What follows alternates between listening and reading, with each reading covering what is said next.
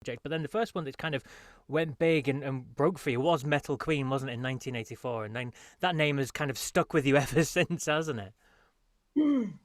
Yeah, it's sort of like a blessing Yeah. and a and a curse. It's sort of an bit of an albatross as well as a.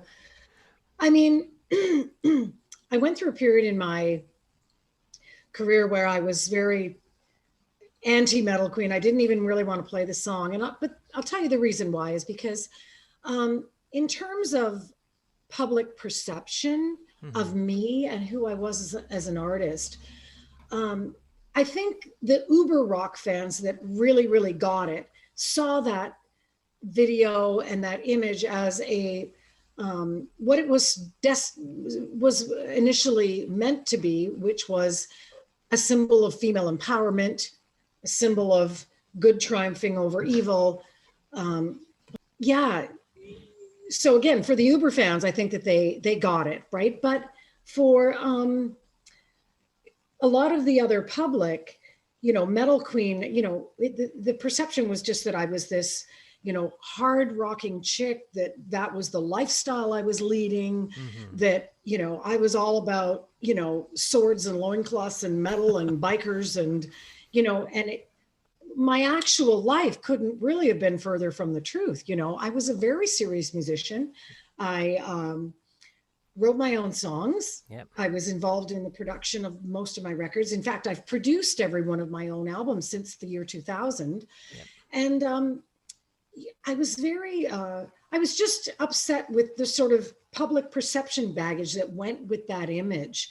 And I was trying to distance myself from it. Nowadays, I'd like to think that, the world has come full circle and, there's that doesn't exist anymore, but so yeah, I mean, I've been encouraged to wear the crown with pride. Absolutely, and so you should. Just touching on that first album, Metal Queen, that broke big. When you're in the studio recording, obviously it was your second album, so you've been there, you've done that sort of thing. But when you were writing it and when you were laying down the tracks, did you have a feeling that this was going to be something that was going to catch on? This was going to be the one that was going to send you big?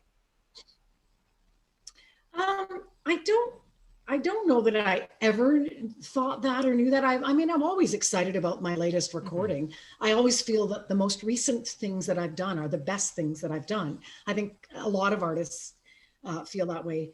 Um, I think that yeah, when we wrote that album and we had, you know, some of the singles from that album, Shake It Up, I'm just trying to think, Lady of the Darkest Night, Metal Queen, when we were hearing those songs back in the studio, I think we knew we had something special that wasn't like anything that any of the other women were doing at Hmm. the time, right? Yep. But did we expect it to break in the way that it did?